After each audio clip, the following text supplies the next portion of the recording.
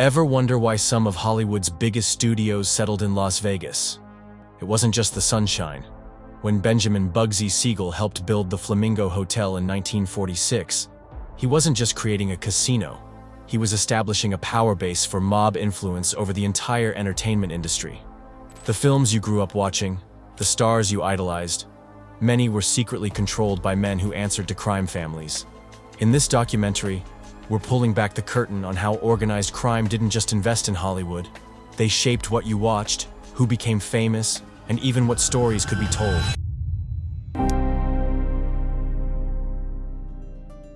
Behind the glitz and glamour of Hollywood's golden age lies a financial history that film textbooks conveniently skip.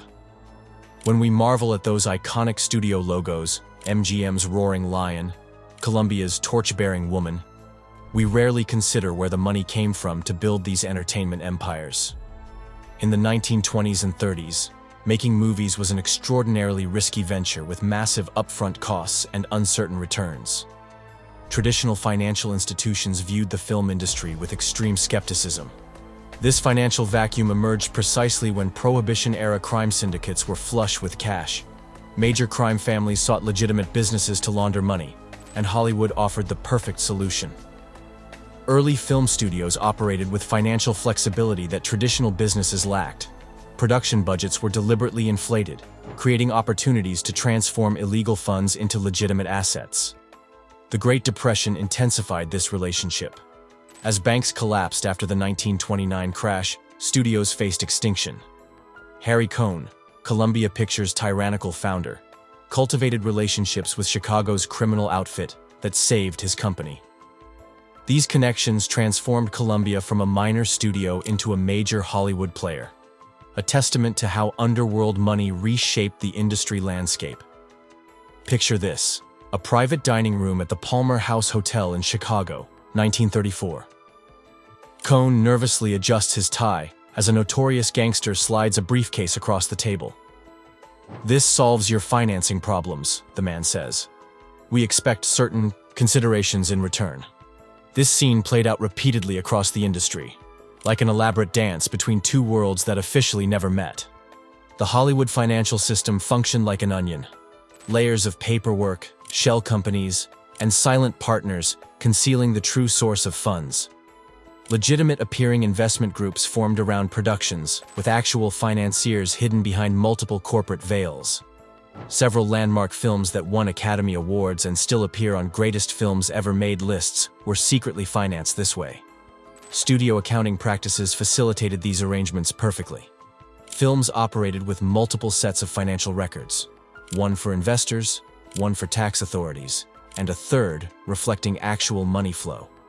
This system let crime syndicates both clean their money and extract profits, without appearing in any documentation.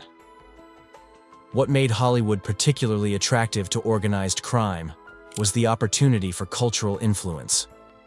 When syndicate money financed pictures, they gained control over content. Criminal activities might be portrayed sympathetically or omitted entirely, while others were exaggerated to distract from real operations.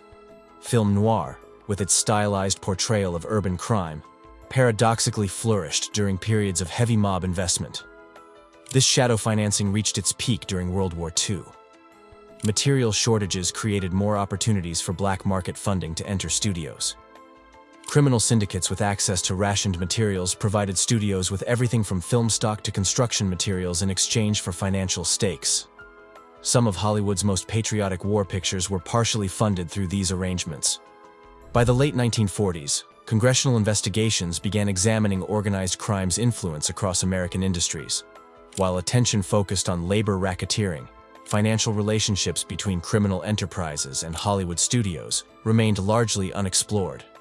Many of these arrangements gradually evolved into more sophisticated investment structures, as studios became increasingly corporatized in the 1950s and 60s. Those congressional investigations into labor racketeering barely scratched the surface of Hollywood's darkest power structure. Behind every film set, a shadow battle raged between studio executives and criminal organizations, not over money laundering, but over who controlled the essential workers that made movies possible. What happens when you can't shoot a single frame of film without the mob's permission? This wasn't theoretical, it was the daily reality for Hollywood's most powerful figures during the industry's golden age. Making movies requires armies of specialized workers. Think about it. Camera operators, lighting technicians, set builders, makeup artists, projectionists, and dozens of other skilled trades. By the 1930s, these workers had organized themselves into powerful unions that could effectively shut down productions if their demands weren't met. This concentration of power created an irresistible target for organized crime. The International Alliance of Theatrical Stage Employees, IATSE, represented the most critical workers in the film industry. In 1934, two Chicago gangsters, Willie Beoff and George Brown, orchestrated a complete takeover of this essential union. Brown secured the IATSE presidency, while Beoff operated as his enforcer and chief negotiator. Their strategy was brilliantly simple: threaten crippling strikes unless studio heads paid massive personal bribes directly to them. The extortion operation netted millions from Hollywood's biggest studios. Paramount Pictures alone paid over $100,000 in the first year of the scheme, equivalent to about $2 million today. Studio executives found themselves in an impossible position. Refuse to pay, and their productions would immediately halt. Pay the bribes, and become complicit in criminal activity while establishing a precedent for further extortion. Louis B. Mayer, the formidable head of MGM Studios, secretly recorded a conversation with Beoff during one extortion attempt. "I don't want to make trouble," Beoff told him. "Just give me $2 million and there won't be a strike." This wasn't subtle criminality. It was naked extortion at the highest levels of the entertainment industry. Yet Mayer, like his counterparts at other studios, ultimately paid. The criminal control extended far beyond simple cash extortion. Mob-controlled unions determined which actors could work on which productions. If a performer angered someone with connections, they might suddenly find themselves deemed unprofessional and effectively blacklisted. Set construction could mysteriously slow down on certain productions while accelerating on others, depending on who had paid the appropriate bribes. This system of control reached its most visible climax during what became known as Black Friday in 1945. What appeared on the surface as a jurisdictional dispute between competing unions, the IATSE and the Conference of Studio Unions, was actually a proxy war between rival criminal organizations fighting for control of Hollywood's labor. The 9-month strike turned violent, with picket line battles sending dozens of workers to hospitals, while productions across the city ground to a halt. Joseph Schenck, the powerful co-founder of 20th Century Fox, eventually testified about the extortion scheme before a federal grand jury. "They had us over a barrel," he admitted. "We either had to pay or go out of business." His testimony helped secure convictions against Beoff and Brown in 1941, but their imprisonment barely disrupted the larger system of mob influence over Hollywood labor. The criminal infiltration of film industry unions created bizarre situations where creative decisions were influenced by organized crime priorities. Stories that portrayed labor racketeering negatively were quietly shelved. Films featuring actors who had crossed mob-connected union officials mysteriously encountered technical problems during production. Scripts underwent sudden revisions when certain themes offended criminal sensibilities. Even after the most visible gangsters like Beoff were imprisoned, the system they created continued operating through proxies and successors. Jeff Keebre, who positioned himself as a labor reformer fighting corruption, was himself exposed as a different kind of operative connected to competing criminal interests. The entire labor landscape became a complex chessboard where film executives could never be certain who was actually in control. Harry Warner of Warner Brothers summarized the situation in a private memo. "We are hostages in our own industry. These people control whether our pictures get made, whether they get shown, and ultimately whether we stay in business." The memo, discovered years later in Warner's personal papers, revealed how even the most powerful studio heads recognized their fundamental lack of control. What makes this chapter of Hollywood history particularly insidious is how it directly influenced what audiences saw on screen. The films of the 1930s and 40s weren't just funded by mob money. They were physically produced under mob supervision. Camera angles, lighting setups, costume designs, and countless other technical decisions were executed by union members whose leadership answered to criminal organizations. The entire aesthetic of classic Hollywood cinema developed within a system where organized crime had substantial control over the production process itself.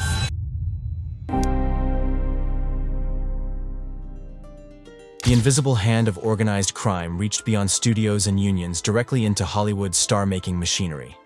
While audiences gazed admiringly at their favorite celebrities, behind the glamorous facade lurked a system where mob connections often determined who would shine on the silver screen. The talent agencies that served as gatekeepers to fame and fortune throughout the 1940s and 50s weren't merely business enterprises. They were instruments of criminal influence, strategically positioned to control Hollywood's most valuable commodity, star power. MCA, Music Corporation of America, which would eventually evolve into Universal Studios, began as a talent agency with documented ties to Chicago's criminal underworld. Its founder, Jules Stein, and President Lew Wasserman transformed the entertainment industry through aggressive tactics that competitors could rarely match. Their client roster included nearly 75% of Hollywood's biggest names by 1946, creating what insiders called the Octopus, an agency whose tentacles reached into every aspect of the film industry. This unprecedented concentration of talent under one roof wasn't achieved through superior business practices alone. Frank Sinatra's career trajectory provides perhaps the most infamous example of mob intervention in star-making. By the early 1950s, Sinatra's once meteoric career had crashed. His voice was failing, his recordings weren't selling, and studios wouldn't cast him. Then came his career-saving role as Maggio in From Here to Eternity, a part he desperately wanted but initially couldn't secure. According to persistent accounts, Sinatra's godfather and Mafia-connected fixer, Willie Moretti, visited Harry Cohn with an offer he couldn't refuse. Whether through threats or financial incentives remains disputed, but Sinatra not only got the role, but won an Academy Award, catapulting him back to superstardom. The character he played, coincidentally or not, was coincidentally named Angelo Maggio, sharing the same syllables as Mafia. George Raft's career illuminates how mob connections could limit artistic choices. Raft, who grew up alongside future gangsters like Bugsy Siegel and Meyer Lansky in New York, maintained these relationships throughout his Hollywood career. His loyalty to these criminal associations led him to reject leading roles in High Sierra and The Maltese Falcon, films that portrayed gangsters in negative light. These career-defining roles instead went to Humphrey Bogart, who had no such restrictions, launching him to legendary status while Raft's career gradually diminished. For actresses, relationships with organized crime figures carried particularly dangerous implications. Lana Turner's involvement with Johnny Stompanato, an enforcer for mob boss Mickey Cohen, ended tragically when Turner's 14-year-old daughter Cheryl stabbed Stompanato to death, allegedly protecting her mother from domestic violence. The subsequent media frenzy threatened to destroy Turner's career, until studio fixers and publicists carefully managed the narrative, suggesting the influence of organized crime extended even to crisis management for valuable stars. The entwinement of Hollywood and criminal enterprises extended into darker territories through what became known as the Hollywood Madam Scandals. Various organized prostitution rings catered exclusively to film industry elites, functioning as both profit centers for criminal organizations and as mechanisms for blackmail and control.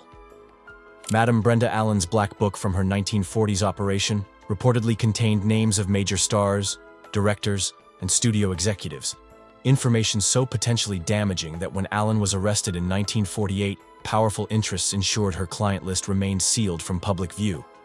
Actress Marilyn Monroe found herself caught in this web of entertainment and organized crime through her relationships with both Frank Sinatra and Sam Giancana.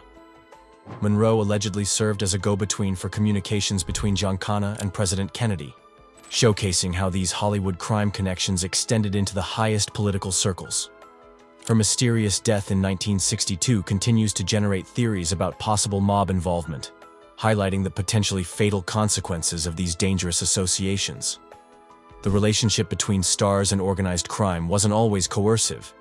It sometimes reflected mutual benefit. For actors blacklisted during the McCarthy era, mob-connected venues offered rare performing opportunities when legitimate studios wouldn't hire them. Conversely, criminal figures gained social legitimacy and valuable connections through their association with beloved celebrities. This symbiotic relationship created an environment where the boundaries between entertainment and criminal enterprise blurred into a single interconnected ecosystem.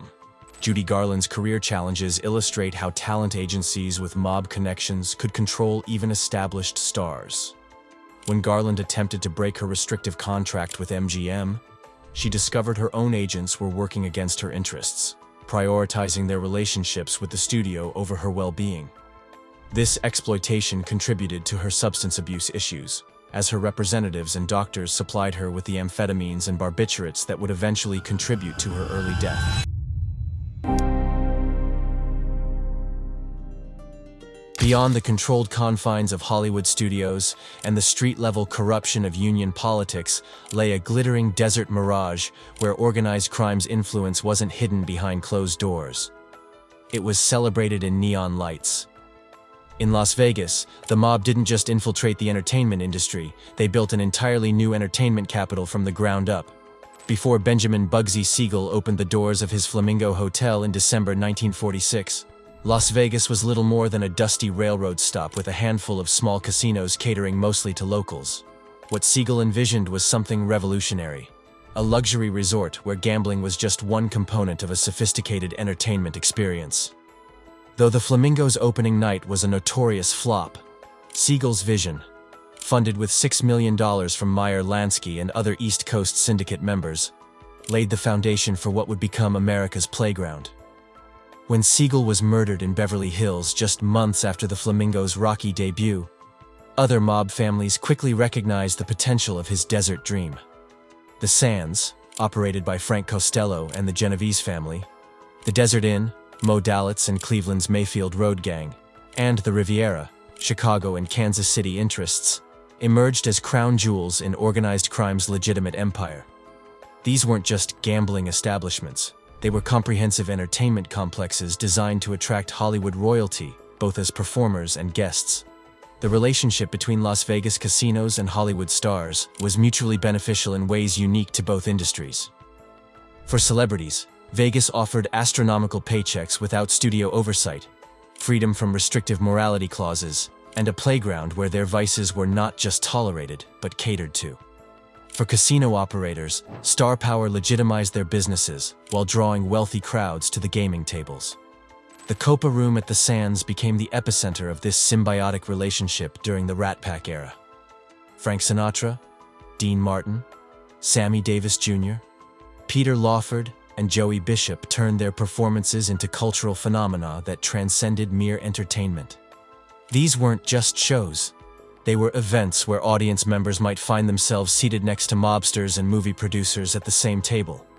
After hours, the performers would often mingle with casino executives like Mo Dalitz and Gus Greenbaum, men whose criminal pedigrees were as well established as the stars' Hollywood credentials. The intertwining of Las Vegas and Hollywood extended beyond live performances. Film studios, recognizing the public fascination with the neon oasis, began featuring Vegas prominently in films. Movies like Ocean's 11, 1960, not only showcased the Rat Pack, but also immortalized the casino landscapes that organized crime had built. The Vegas mystique created by these films further enhanced the city's appeal, creating a self-perpetuating cycle that benefited both industries. Casino operations provided organized crime with something they desperately needed: a legitimate front for laundering the proceeds from illegal activities across the country. Entertainment served as the perfect vehicle for this financial alchemy. When a headliner drew thousands of visitors who gambled, dined, and purchased show tickets, the mingling of legitimate profits with laundered money became practically impossible to trace. The transformation was remarkable in its thoroughness. Meyer Lansky once remarked to an associate, "Las Vegas is the only place in America where they wash money without getting it wet." This wasn't just criminal innovation. It was business genius that created an entirely new model of integrated entertainment. By the 1960s, Las Vegas had evolved into Hollywood's Desert Annex, a place where stars could earn quick fortunes while operating outside the strictures of the studio system. It created leverage that fundamentally altered power dynamics in the entertainment industry. Stars who could command $50,000 a week in Vegas suddenly had negotiating power with studios that would have been unimaginable in earlier decades. The criminal foundations of Las Vegas eventually gave way to corporate ownership in the 1970s and 80s, when regulatory pressure and federal investigations made mob involvement increasingly untenable. Howard Hughes began the corporate transition when he purchased the Desert Inn in 1966, followed by acquiring numerous other properties. His entry signaled the beginning of the end for overt organized crime control, though the shadows of mob influence lingered for years. What's fascinating about this transition is that while the criminal elements were gradually removed, the entertainment infrastructure and business model they created remained largely intact. The corporate casino operators who followed simply refined and expanded upon the template established by Siegel, Lansky, and their associates. The integrated resort concept, where gambling, entertainment, dining, and luxury accommodations exist under one roof, was a mob innovation that continues to define Las Vegas today. Hollywood's transformation from a mob-influenced industry to today's corporate entertainment machine didn't happen overnight. Those shadowy connections between criminal enterprises and the Dream Factory established structural patterns that persist in subtle ways. From financing models to distribution networks and talent management practices, the corporatization of entertainment has sanitized these origins, but trace elements remain embedded in Hollywood's DNA. Studio consolidation, vertical integration strategies, and even certain contractual practices evolved from systems first established during the mob era. When you watch classic films or stroll through the neon landscape of Las Vegas, you're experiencing the complicated legacy of an industry where artistic vision flourished within systems built through criminal enterprise, a testament to how America's entertainment empire arose from its underworld connections. Don't forget to like the video and subscribe to Crime Republic. Until next time.